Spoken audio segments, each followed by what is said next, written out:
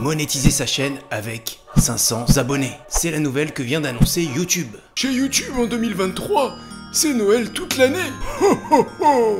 On va déglinguer TikTok et Insta à coups de lutin radioactif. Radioactif.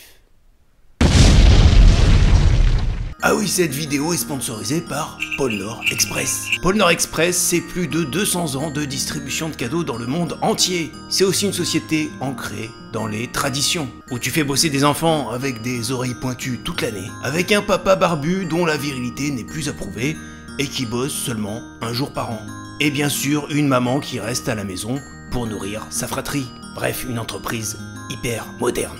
Ok, je suis un peu sarcastique parce que je t'avoue que je suis un petit peu énervé. Je vais t'expliquer ça après, pour l'instant on va parler de cette monétisation avec 500 abonnés. Alors les nouvelles conditions pour monétiser une chaîne, tu pourras bientôt intégrer le programme partenaire si tu as 500 abonnés, que tu as publié au moins 3 vidéos au cours des 90 derniers jours, et que tu as cumulé 3000 heures de visionnage. Ou alors avec 3 millions de vues avec tes shorts sur les 90 derniers jours. Alors attention, pour l'instant c'est disponible uniquement aux États-Unis et dans 2-3 autres pays, mais pas en France. Encore un truc qu'on va devoir attendre, ça commence à faire pas mal de choses. Alors oui, bien sûr, ces nouvelles conditions, c'est un peu plus avantageux que les anciennes.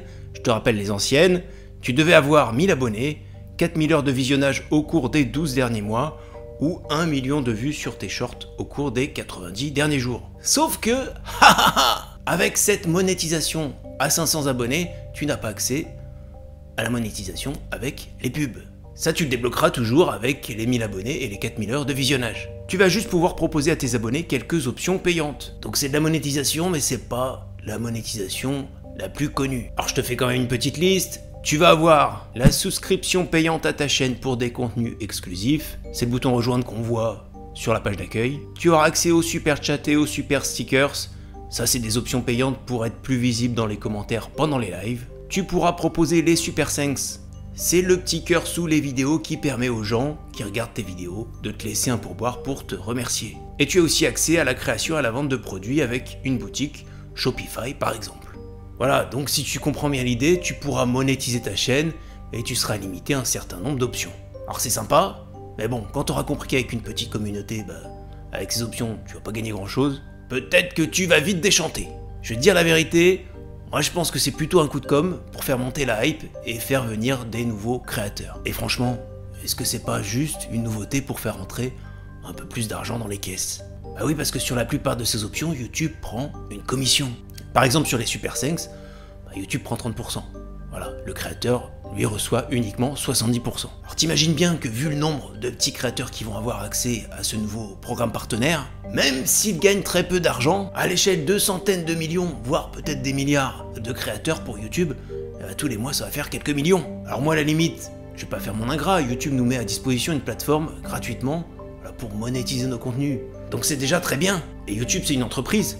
L'objectif d'une entreprise c'est de gagner de l'argent. J'ai aucun problème avec ça, bien au contraire. Si la santé financière de YouTube va bien, ça permet de maintenir la plateforme et tous les créateurs qui travaillent dessus. Par contre, ce qui me dérange un peu plus, c'est que YouTube multiplie les annonces et les nouveautés, et dans les faits, on voit pas grand chose. Alors je sais qu'en France, on est toujours à la bourre par rapport aux États-Unis, mais bon, tiens, Créateur Musique par exemple. Tu sais, la fameuse plateforme de YouTube pour trouver de la musique, éviter de se faire striker pour avoir utilisé 10 secondes d'une musique connue. Ils l'ont annoncé déjà il y a plus de 6 mois chez nous. Ils tournent aux États-Unis depuis un moment, et en France, toujours rien. Après, je comprends qu'ils galèrent un petit peu parce que c'est compliqué de négocier avec les ayants droit. Mais bon, si tu galères, t'annonces pas un truc qui va arriver dans un an. Et ce qui me rend le plus dingue, c'est tout le micmac qui est autour des shorts.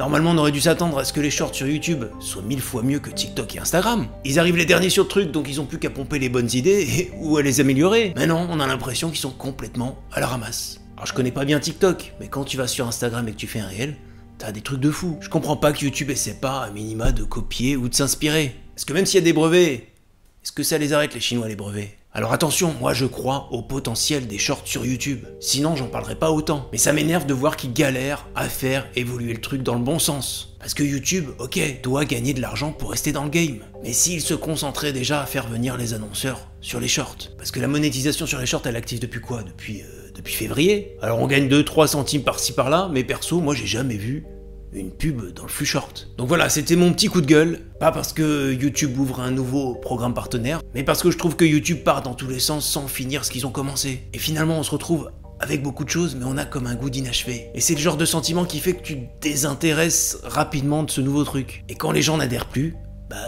c'est un peu plus compliqué après de les faire revenir. Alors je sais, je suis un petit créateur et mon avis est pas très important. Mais s'il vous plaît, YouTube, concentrez-vous sur les choses essentielles. Proposez des choses abouties, évitez de trop vous disperser, parce que vous risquez clairement de nous perdre dans tout ce foutoir. S'il vous plaît, ne faites pas comme Facebook, il faut un bac plus 20 pour comprendre comment ça marche. Bref les amis, continuez à créer des contenus sur YouTube parce que c'est une plateforme extraordinaire. C'est la seule plateforme où tu peux apprendre à réparer ta voiture, à rénover ta maison, apprendre un métier. J'aime tellement cette plateforme que j'ai envie qu'elle reste cohérente. C'est bien de faire évoluer les choses, mais quand on s'appelle Google, on peut pas multiplier les trucs un peu bancals. Alors les nouvelles conditions pour intégrer le programme partenaire, ça va pas changer grand chose.